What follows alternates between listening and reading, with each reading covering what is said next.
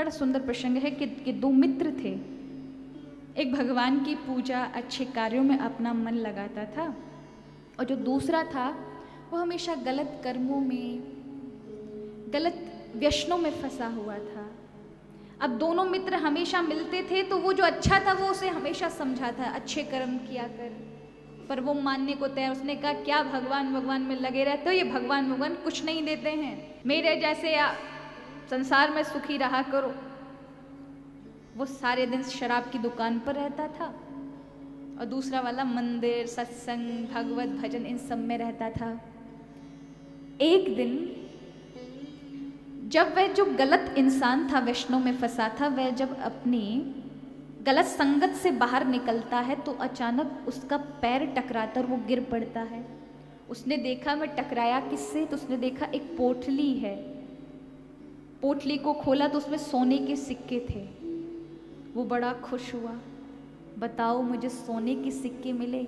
और यहाँ वो जो भक्त था, अच्छा इंसान था, अच्छा सत्कर्मी था, वो घर से निकलता है अच्छे कर्म करने के लिए कि आज मैं गौशाला जाऊंगा, और अचानक से उसका पैर एक इतनी नुकीली कील पर चला जाता है। उसका पैर जो है वो कील के अंदर घुस जाता है।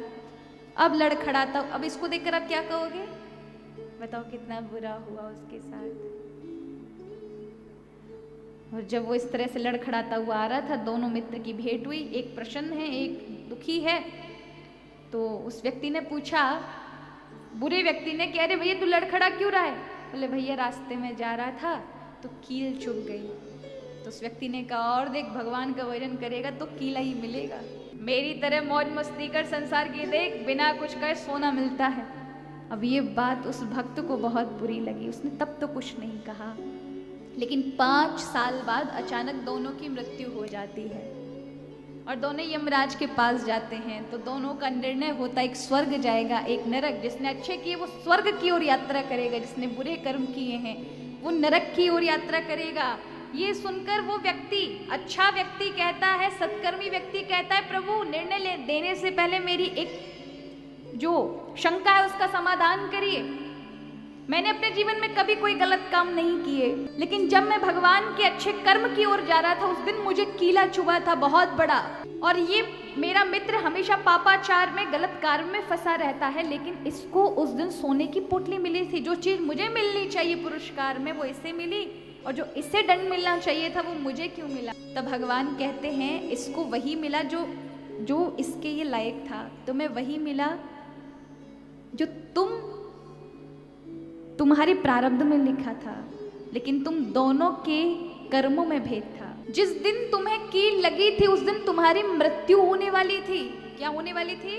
तुम्हारे योग थे, तुम्हारे प्रारब्ध में मृत्यु का कष्ट था, लेकिन तुम्हारे द्वारा रात दिन जीवन में किए गए अच्छे कर्मों के कारण तुम्हें एक कील चुभी और तुम्हारी मृत्यु टल गई। और जिस दिन इसको धन मिला, इसके पुण्य के प्रारब्ध थे कि ये इस नगर का बहुत बड़ा धनपति बनने वाला था, लेकिन इसके बुरे कर्म की वजह से इसका इतना अपार धन इतने से में लाकर सीमित हो गया।